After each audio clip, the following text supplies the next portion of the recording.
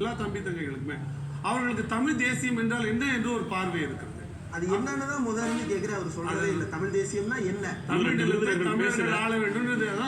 இந்திரகுமாருக்கு வந்து இல்ல sir, clear மறுபடியும் சொல்லிருங்க. தமிழரா சொல்லிருங்க. தமிழர் பகுதியை எப்படி ஆந்திர பகுதியை ஆந்திரர்கள் ஆளுகிறாரோ, தெலுங்கர்கள் ஆளுகிறார்களோ, கன்னடர்கள் வாழ்கின்ற மாநிலத்தை கன்னடர்கள் ஆளுகிறார்களோ, கேரளாவில் இருக்கிற எப்படி மலையாளிகள் ஆளுகிறார்களோ, அது போல தமிழர் நிலத்தை தமிழர்கள் தலைமை பொறுப்பிலிருந்து ஆள డిఎంకే పార్టీకి వేసినారు, ఏడీఎంకే పార్టీకి వేసినారు. ఏం నచ్చింది మీకు? మీరు ఆలోచన చేయండి. ఎప్పుడైనా వాన పడితే వర్షపడితే నేను బయట పోతుందా లేదా ఇంటి లోపల వస్తుందా అని ఒకసారి ఆలోచన. ஒரு பச்சை அயோக்கியத்தனமான அரசியல். எல்லாருக்கும் வணக்கங்க. இப்போ பார்த்தீங்க இல்லையா, இது சமீபத்தில் நடந்த ஒரு நேர்காணல். அதில் தமிழ் தேசியம்னா என்னன்றதுக்கு இந்த ஸ்ரீதர்ன்றவர் ஒரு விளக்கம் கொடுக்குறார். கர்நாடகத்தை கன்னடர்கள் ஆள்றது, தெலுங்கர்கள் ஆந்திராவை ஆள்றது, கேரளாவில் மலையாளிகள் ஆள்றது, அவர்களுடைய மொழிக்காரர்கள் ஆள்றாங்க. ஆனால் தமிழ்நாட்டில் மட்டும் அந்நியர்கள் ஆள்றாங்க அப்படிங்கிற ஒன்றை முன்வைத்து தமிழ்நாட்டை தமிழர்கள் ஆள்வதற்கு பெயர்தான் தமிழ் தேசியம். அப்போ ஓபிஎஸ் தமிழர் இல்லையாப்பா, இபிஎஸ் தமிழர் இல்லையாப்பா? அதுக்கு எந்த பதிலும் இவங்ககிட்ட கிடையாது. கருணாநிதி தமிழர் கிடையாது, ஸ்டாலின் தமிழர் கிடையாது. இதுதான் இவருடைய அரசியல். கர்நாடகத்தை கன்னடர்கள் ஆள்றாங்க, ஆந்திராவை தெலுங்கர்கள் ஆள்றாங்க, கேரளாவை மலையாளர்கள் ஆள்றாங்க. தமிழ்நாட்டில் இதே ஸ்ரீதர் என்பவர், இதே இப்போது இந்த கலந்துரையாடல் பங்கேற்ற இந்த ஸ்ரீதர் வேட்பாளராக வில்லிவாக்கம் தொகுதியில் சென்னையில் நின்றபோது தெலுங்கில் பேசி ஓட்டு கேட்குறார். அதிமுக ஓட்டு போட்டீங்க என்ன ஆச்சு, திமுக ஓட்டு போட்டீங்க என்ன ஆச்சு, எங்களுக்கு ஓட்டு போடுங்க அப்படின்னு சொல்லிட்டு விவசாய சின்னத்தை வச்சு கேட்குறாரு. தமிழ்நாட்டில் தெலுங்கர்கள் இவர்களுக்கு எம்எல்ஏ வந்தால் வேட்பாளராக நின்னா தெலுங்கு பேசி வாக்கு கேட்டால் அதுக்கு தமிழ் தேசியம். என்ன இவங்களுடைய அரசியல்? அயோக்கியத்தனமான அரசியல். தமிழ்நாட்டு மக்களிடம் இவர்கள் தெலுங்கு பகுதி மக்களாக இருந்தால், தெலுங்கு அதிகமாக பேசக்கூடியவர்களாக இருந்தால் அங்கே தெலுங்குல பேசி ஓட்டு கேட்குவாங்க. அது இவன் தெலுங்கனை நிறுத்தினா, இவன் தெலுங்கனை வேட்பாளர்கள் நிறுத்தினா அது தமிழ் தேசியம்.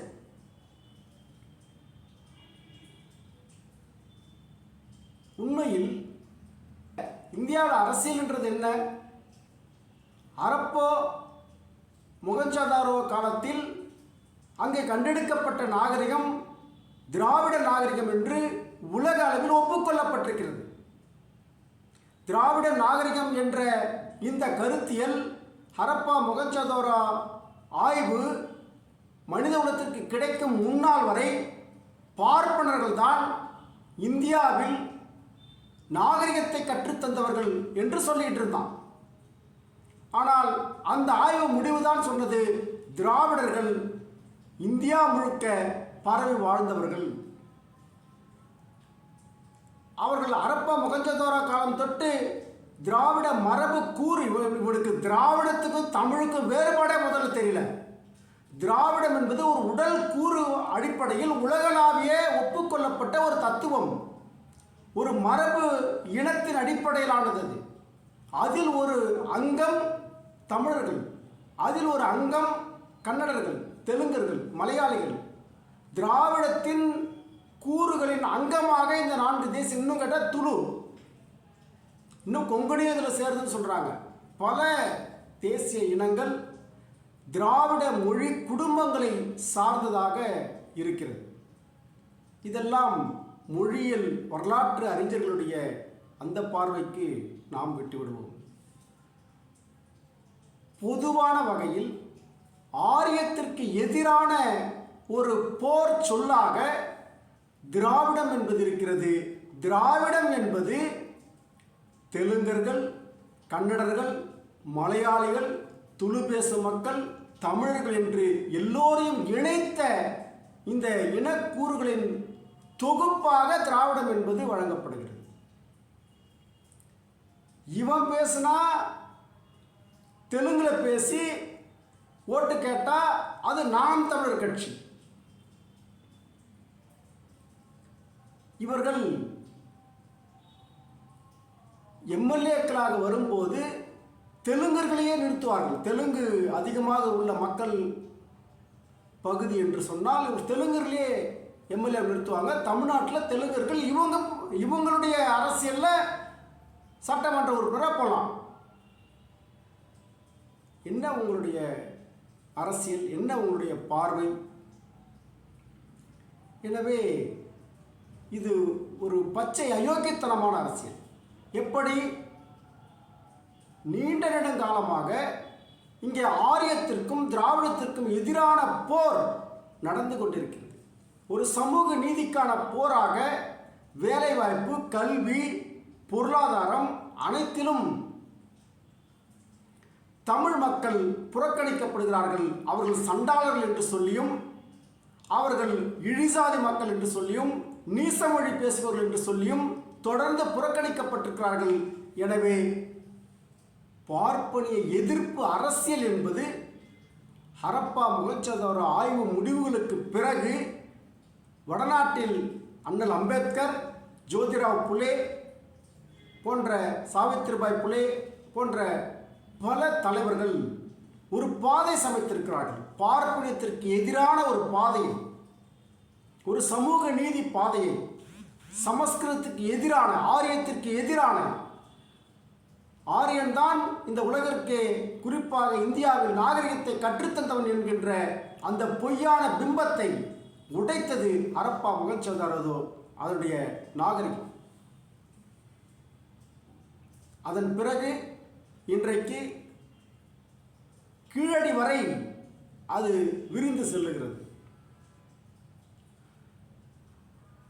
திராவிட கூறுகள் என்று சொன்னால் இவர்களுக்கு எட்டிக்காயாக கசக்கிறது.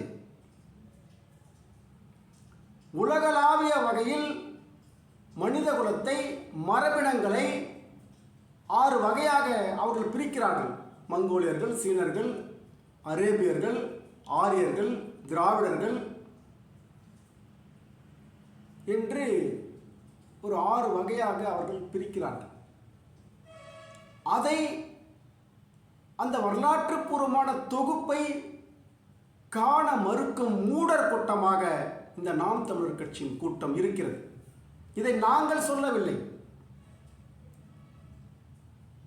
இது உலகளாவிய மனிதகுல மரபினங்களை தொகுக்கும் மொழிக்கூறு வல்லுநர்கள், மனிதகுல வரலாற்றை தொகுப்பவர்களின் பகுப்பாய்வு இது. அவர்கள் சொல்லுவது திராவிடம் என்று. இந்த மாதிரி உடல் அமைப்பு, நிறம் இருந்தால் அவர்கள் திராவிடர்கள், இந்த மாதிரி உடல் அமைப்பு, நிறம் இருந்தால் அவர்கள் மங்கோலியர் இனத்தை சார்ந்தவர்கள், இவர்கள் அரேபியர்கள் என்று எல்லாருக்கும் தனித்தனி உடல் கூறு இருக்கும். அவர்களுடைய மொழிகளில் அந்த திராவிடத்தின் கூறுகள் இருக்கணும். திராவிடன் சொல்லிட்டாலே திராவிடம் கிடையாது. இந்த வரலாற்று அறிவை எல்லாம் தம்பிகளுக்கு சொல்லித்தராமல் தற்குறிகளாக வைத்துக்கொண்டு வரலாற்றிலிருந்து எதையும் கற்க மறுக்கும்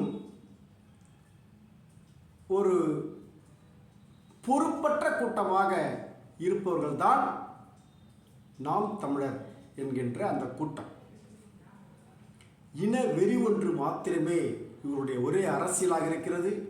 வரலாற்றிலிருந்து கற்க மறுப்பவர்களாக, ஆரிய பார்ப்பனிய எதிர்ப்பு என்கின்ற அம்சத்தை கைவிட்டவர்களாக, அவர்களும் தமிழர்கள் தான். நாங்களே விட்டுட்டு அவங்க எங்கே போவாங்க? சீமான் சொல்கிறார், அந்த தமிழர்களை, அந்த பார்ப்பனர்களே தமிழர்களாக அரவணைத்துக் கொள்கிறார். அவன் சமஸ்கிருதம் தான் வேதமொழி என்று சொல்லுகிறான். அவன் தமிழை ஒருபோதும் தமிழாக பேசியதை கூட கிடையாது. அவன் அதில் ஒரு ஆரிய பாணியிலான தமிழைத்தான் அவன் பேசுவான். தமிழை இழிவாக ஒரு வாழ்க்கைக்கு மாத்திரம்தான் அவன் பயன்படுத்திக் கொள்வான். அதை படிக்கிறான் என்று சொன்னால் அதை படித்தா மதிப்பெண், அதுக்காக அவன் படிப்பான். இல்லைன்னா சமஸ்கிருதத்தில் மட்டுமே அவன் படிச்சுட்டு போகிற தயாராக இருக்கிறான். ஆக இங்கே பார்ப்பனர்களையும் தமிழர்கள் என்று அரவணைக்கும் பச்சை அயோக்கியத்தனத்தை தொடர்ந்து 2000 ஆண்டு காலத்திற்கு மேலாக எதிரியாக இருக்கக்கூடிய பார்ப்பனியத்தை தமிழர்களின் நண்பர்கள் போல காட்டும் ஒரு மோசடித்தனமான அரசியலை முன்னெடுப்பவர்கள் தான் நாம் தமிழர் கட்சியினர். இவருடைய தத்துவம் என்று இவர்களுக்கு எதுவுமே கிடையாது. நக்கி பிழைப்பது தான் இவருடைய தத்துவம். திரள் நிதி கலெக்ஷனை எவ்வளோ அழகாக தமிழில் சொன்னா பாருங்க. திரள் நிதி வசூல் பண்ணி சாப்பிட்றது. இவர்கள் அங்கங்கே வசூல் பண்ணி சாப்பிடுவாங்க. ஆனால் மக்கள் 1000 ரூபாய்க்கு அவர்களுடைய உரிமை தொகையாக அரசு நலத்திட்டங்கள் பேரில் கொடுத்தா கையேந்துறதா சொல்லுவாங்க. மக்களை கையேந்து வைக்கிறாங்க. ஆனால் இவன் வெளிநாட்டில் கையேந்து திரள் நிதி வாங்கி கட்சி நடத்துவான். ஆனால் மக்களுக்கு சேர வேண்டிய தொகையை அரசாங்கம் அளித்தால், ஒரு நலத்திட்டத்தின் பெயர் அளித்தால் அதை கையேந்துவதாக சொல்லுவான். அப்போ ரேஷன் கடை என்ன சொல்லுவ நீ? எதற்காக ரேஷன் கடை திட்டம் கொண்டு வந்தது? ஊர்தோறும் குடிநீர் குழாய் இணைப்புகளை எதற்காக அரசாங்கம் செய்கிறது? அதெல்லாம் நலத்திட்டம் இல்லையா? பள்ளியில் பிள்ளைகளுக்கு சீருடை வழங்குவது எதற்காக? பள்ளியில் பிள்ளைகளுக்கு கைப்பை வழங்குறது, லேப்டாப் வழங்குறது, அவர்களுக்கு அரசு சலுகைகள் வழங்குறது எதுக்காக? இதெல்லாம் அவங்களுக்கு இல்லைன்றதுனாலையா? கல்வியில் மேலே வரணுன்றதுக்காக ஒரு ஊக்கத்தொகையாக அரசு செய்ய வேண்டிய கடமை அது. சமூக நல திட்டங்களுக்கும் இவர்களுக்கு இலவசங்களுக்குமே வேறுபாடு தெரியவில்லை. ஒரு மிக்சி கிரைண்டர் கொடுக்குறதெல்லாம் இவன் இலவசம் கொடுக்குறதுன்னு நினைக்கிறான். அவை சமூக நல திட்டங்கள், எல்லா மக்களும் அதை அனுபவிக்க வேண்டும் என்பதற்காக மக்களுக்கு அளிக்கக்கூடியது. சமூக நல திட்டங்களை இலவசம் என்கின்ற பெயரில் இழிவுபடுத்துபவர்கள் இவர்கள்தான். ஆனால் இவர்கள் அவங்களுடைய தொண்டர்களிடம் வெளிநாட்டில் அவன் ரத்தத்தை வேறுவையாக சிந்தி உழைச்சி பாடுபட்டு வச்சுனா அதில் திரள் நிதியாக இவன் வாங்கி இவன் கொழுப்பான். ஆக இவர்கள் தெலுங்கில் வேட்பாளரை நிறுத்துகிறார்கள். அந்த பகுதி தெலுங்கு பகுதி மக்கள் அதிகமாக இருப்பதாக இருந்தால் ஒரு சந்தர்ப்பவாதத்தின் கடைந்தெடுத்த சந்தர்ப்பவாதிகளாக இவர்கள் இருக்கிறார்கள். தெலுங்கில் வாக்கு கேட்கிறார்கள். அந்த இடத்துல தெலுங்கு இந்த ஸ்ரீதர் ஒரு சட்டமன்ற உறுப்பினர் வந்தால் என்ன அர்த்தம்? தமிழ்நாட்டில் தெலுங்கன் ஆட்சி செய்வதாக அர்த்தம் இல்லையா? அது இவர்கள் கருணாநிதி தெலுங்குன்னு சொல்கிறாங்க, ஸ்டாலினை தெலுங்குன்னு சொல்கிறீங்க. ஆக உங்கள் அரசியல் ஒரு பச்சை அயோக்கியத்தனமான அரசியல், நேர்மையற்ற அரசியல். இது தொடர்ந்து தோலுரிக்கப்பட வேண்டிய அரசியல். ஒரு சரியான தமிழ் தேசியம் எழ வேண்டும் என்று சொன்னால் இந்த போலி தமிழ் தேசிய பொய் முகமூடிகள் கிழித்தெறியப்பட வேண்டும். இளைஞர்கள் ஒரு சரியான தமிழ் தேசிய அரசியலின் பின்னால் அணிவகுப்பதற்கு இது மிகவும் அவசியம்.